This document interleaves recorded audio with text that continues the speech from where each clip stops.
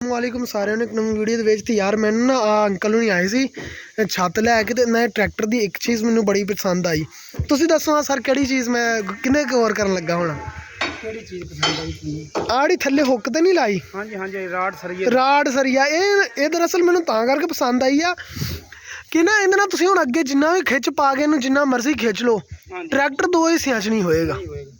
ਆਹ ਦੇਖ ਲਓ, ਇਹ ਰਾਡ ਲਾਤਾ ਇਹਨਾਂ ਨੇ ਹਰ ਜਗ੍ਹਾ ਤੇ। ਇੱਥੋਂ ਹੁਣ ਹਾਂਡੀ 'ਚੋਂ ਚੱਕਿਆ ਇਹਨਾਂ ਨੇ ਤੇ ਇੱਥੋਂ ਹੁੱਕ ਤੱਕ ਖੜਿਆ ਭਾਈ ਆਪਣੀਆਂ ਨਾ। ਆਹ ਦੇਖੋ ਇਹਨਾਂ ਨਾ ਹੁੱਕ ਦੇ ਇਸ ਤਰੀਕੇ ਨਾਲ ਇਹਨਾਂ ਨੇ ਸਿਸਟਮ ਕੀਤਾ ਵਾ ਕਿ ਜਿੰਨਾ ਮਰਜ਼ੀ ਤੁਸੀਂ ਟਰੈਕਟਰ 'ਤੇ ਜ਼ੋਰ ਲਵਾਈ ਜਾਓ ਉਹਨਾਂ 'ਤੇ ਆ ਟਰੈਕਟਰ ਦਾ ਦੋ ਹਿੱਸੇ ਵੀ ਨਹੀਂ ਹੋਏਗਾ ਤਾਂ ਟਰੈਕਟਰ ਨੂੰ ਨੁਕਸਾਨ ਵੀ ਨਹੀਂ ਹੋਏਗਾ।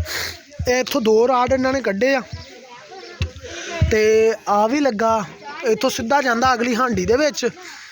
ਅਗਲੀ ਹਾਂਡੀ ਦੇ ਵਿੱਚ ਉਹ ਜਾ ਕੇ ਲੱਗਾ ਅੱਗੋਂ ਬਾਹਰ। ਇੱਥੋਂ ਤੁਸੀਂ ਜਿੰਨਾ ਮਰਜ਼ੀ ਇਹਨੂੰ ਟੋਚਨ ਪਾ ਕੇ ਟੋਚਨ ਕਰਕੇ ਨਾ ਜਿੰਨਾ ਮਰਜ਼ੀ ਖਿੱਚ ਲਓ, ਟਰੈਕਟਰ ਦੋ ਹਿੱਸਿਆਂ 'ਚ ਨਹੀਂ ਹੋਏਗਾ। ਠੀਕ ਆ, ਹੁਣ ਆਪਾਂ ਸਰ ਕੋਲ ਗੱਲ ਪੁੱਛਦੇ ਹਾਂ ਕਿੱਦਾਂ ਤੁਸੀਂ ਇੱਕ ਸਿਸਟਮ ਕਰਵਾਇਆ ਸੀ, ਕਿੱਦਾਂ ਸੋਚਿਆ ਸੀਗਾ। ਇਹ ਵੀ ਆਪਾਂ ਗੱਲ ਕਰਾਂਗੇ, ਜ਼ਰਾ ਉਹ ਕਰ ਲੈਣ ਕੰਮ। ਅਤੇ ਆਪਣੀ ਲੈ ਕੇ ਆਏ ਸੀ ਛੱਤ, ਉਹ ਹੱਥ ਦੀ ਨਾ ਉਹ ਜਿਹੜੀ ਆ ਛੱਤ ਲੈ ਕੇ ਆਏ ਸੀਗੇ। ਅਤੇ ਆਪਾਂ ਗੱਲ ਕਰਦੇ ਇਹਨਾਂ ਦੇ ਨਾਲ, ਠੀਕ ਆ, ਅਤੇ ਬਾਕੀ ਗੱਲ ਬਹੁਤ ਪੁੱਛਦੇ।